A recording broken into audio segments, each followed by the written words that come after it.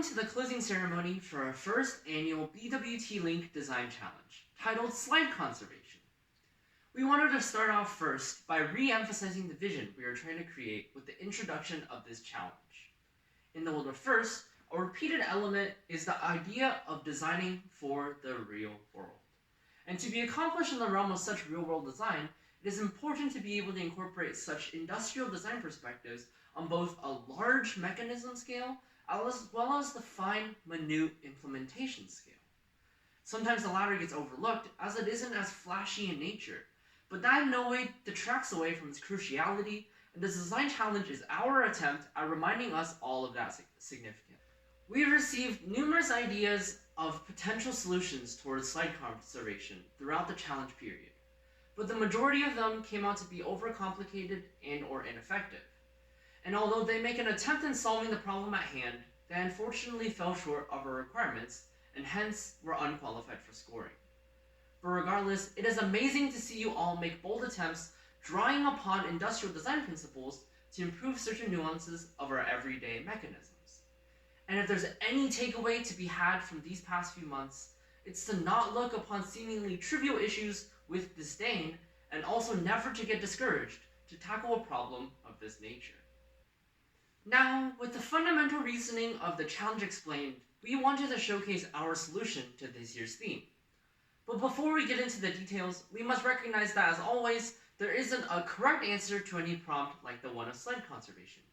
There are countless solutions, some incredibly complicated, and others as simple as can be.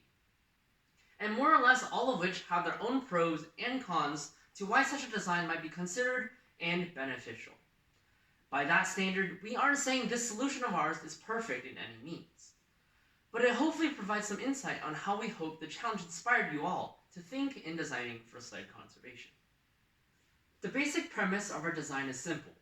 We use a mini slide module, as you can see here, to help achieve motion simultaneously with the extension and retraction of our main slide stack, which this module is rigged to allow for such concurrent movement.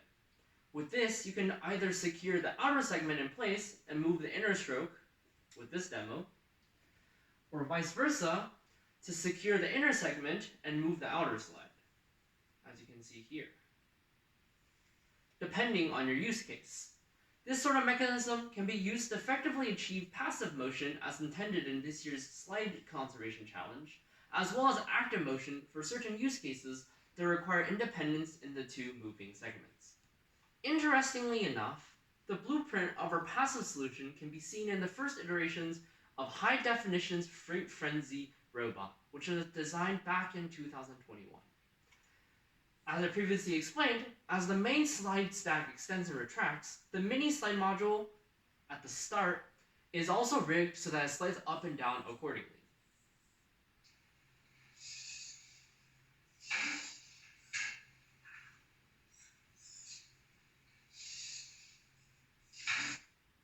For the state and world championships, we redesigned the robot and employed a version of the prior mentioned active type solution, as can be seen here.